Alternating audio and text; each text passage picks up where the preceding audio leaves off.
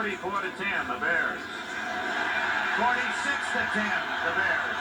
He was down, whistled at safety, Chicago. Henry Waxter from Nebraska. Now, I know you Bear fans even call him Henry Wechter up there, but he told Merlin, did he not, that they're mispronouncing my name. We walked in and talked to him, Champaign, Illinois, and said, Henry, how do you pronounce your last name? Because I didn't know. He said it's Waxter, just like beeswax. And so, Henry Waxter, congratulations. You've just scored 2 points in the Super Bowl. Grogan tried to flip it ahead, but was already down on one knee. So, some unlikely names in the scoring column for the Bears today. Phillips and Waxter. Morrissey almost had one. Well, they had 9 Bears on defense score during the regular season. Now add Henry Waxter's name to that list. Of course, that doesn't count the refrigerator, William Perry, scoring on offense.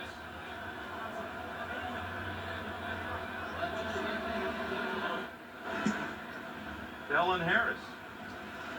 Kind of think they'd like to come back. Willie Galt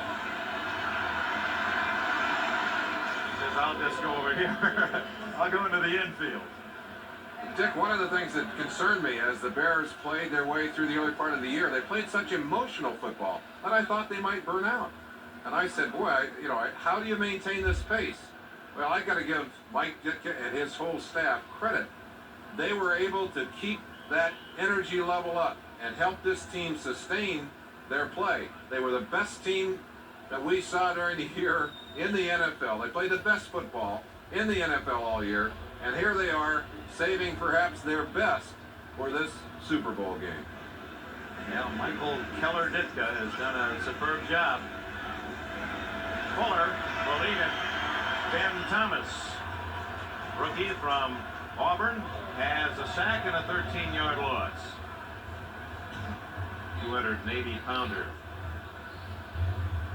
The second-round choice by the Patriots in New England, a team that has considerable youth, and it's a team that always thought they might be good. About the middle of the year, they said, hey, maybe we are good, and in the playoffs proved that they are good, and can use this as a platform for next year as well. But the sad part of it is they're the last loser of the year. Everyone else has forgotten. They're the ones that we'll have to remember.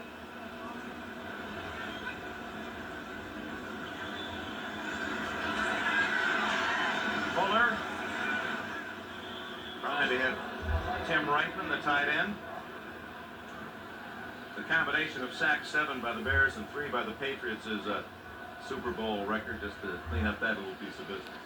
If you lose a game during the regular season, and I think Bob would agree, you come back, you look at that film, and you take what you can pull out of it, and you say, hey, next weekend, 7 days from now, we can change all of that. We can be heroes one weekend, we can be bums the next, we can be heroes the next weekend. But when you lose in the Super Bowl, you've got a whole off season to think about this day. Peyton, the shot you just saw was also flashed up on the television screens here at the Superdome, and that provoked the applause you heard in the background. But apparently his afternoon is through. Fuller dodges Tippett and now throws for Gentry, but he went out of bounds and could not get back inbounds, although bumped out of bounds by the Patriot defense. Take a question for Bob Greasy again, and it goes back to those 3 Super Bowls that back-to-back that you participated in.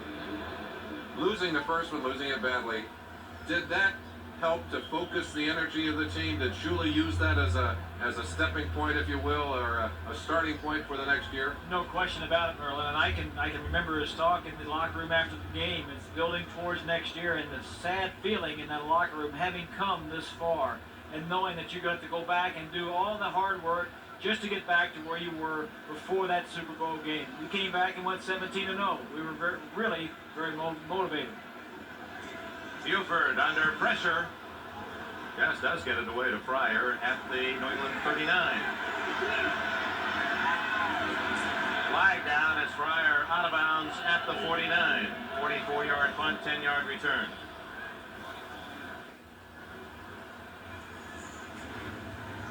Langer screen to Morgan. No gain. So we said to Perry before, I was the MC, it was Black Tie Affair there in Houston, and said to him, now I'm going to start kidding you about your nickname. I had never met him before. I'll say, up in your head, I'll say, now that's where you have all your ice cream, and you got some ice cubes up there, and then I went to his chest. That's, there's some milk and a couple of six-packs in there, and I got that. When I got the 3 pounds of bacon, he picked me up by the belt buckle and lifted me right off the ground and held me there with that big, wonderful grin of his. You can see how endearing he is, and for him to do what he's done on offense has really captured the country. Grogan under pressure has to throw quickly, and it was Waxter in on top of him along with Tyrone Keys. Stephen Starring at the other end.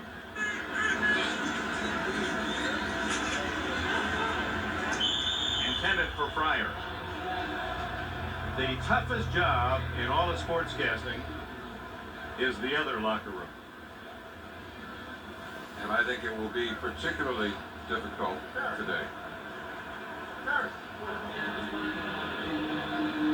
The players of the Bears, when you consider, here's a guy that Buddy Ryan said that was a bad draft choice. He didn't like him when they picked him #1. But he's such a good guy that even with all the publicity, the veteran Bears aren't envious. They love him. South Carolina, you bet. Clemson. I think Buddy used that publicity to motivate this young man to lose some weight more than anything else. He's become a much better football player because of it. Camarillo roots one to Dave Dorson. Will let it bounce, and they can't stop it from going into the end zone, and it'll be a touchback at the 20, a 51-yard punt. Dorson did a good job of faking that catch, and ball bounced away into the end zone.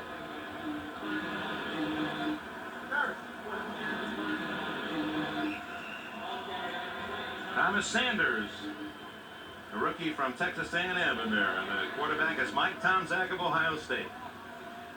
One of the questions that Mike Ditka must be asking himself now, what do we do for an encore to this season? Of course, the obvious is the undefeated season, but one of the problems he may have to face is that Buddy Ryan has been rumored to be the next coach of the Philadelphia Eagles. In fact, it's been said that the job has been or will be offered to him shortly. And what happens to this great defense if Buddy Ryan leaves Chicago? Oh, my. Matsui getting a good hit from Johnny Rembert. Well, Billy Sullivan, the owner of the New England Patriots. We've seen his smile during the playoffs.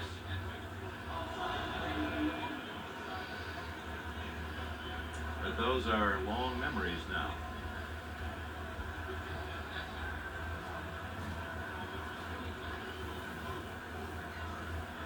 Needless to say, the opposition. We don't even need the scoreboard, do we?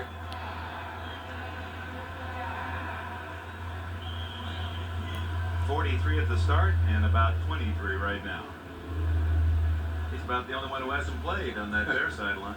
Well, and appropriately so. I know that they're inside that tough exterior of Mike Ditka's. There's also some compassion. He's been on the losing side many times.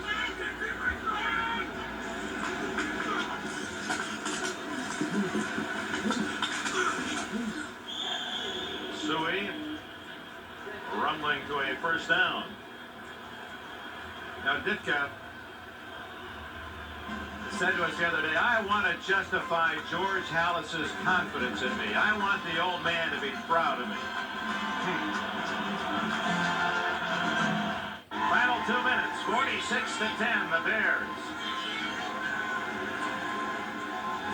It's the rookie Thomas Sanders from Texas A&M, a #9 draft pick of the Bears, and Ben Thomas makes the stop for New England. Well, what do you think, Bob Greasy? Do you think that this is a team, the Bears, that are constructed like your Dolphins of the early 70s or the Steelers later in the 70s to dominate the game for a few years? I think, like you said, Dick, they have a very young team, the youngest in the National Football League, but taking off what Merlin said, if they lose Buddy Ryan, I don't know what's going to happen to that defense, but certainly you got to like their chances.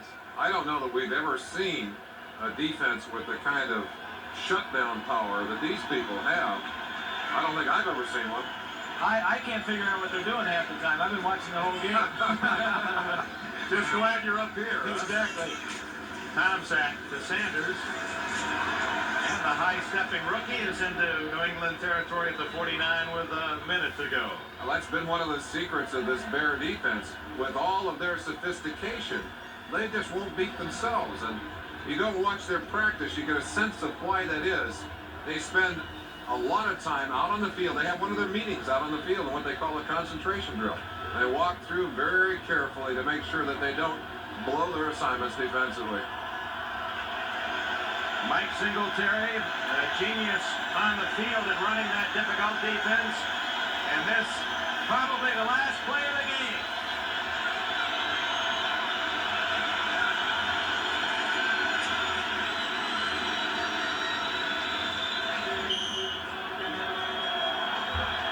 They're getting ready to carry. Ditka doesn't want to go yet. He says, wait till I see that final second.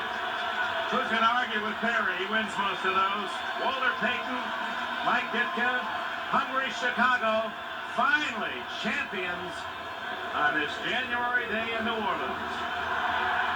46-10.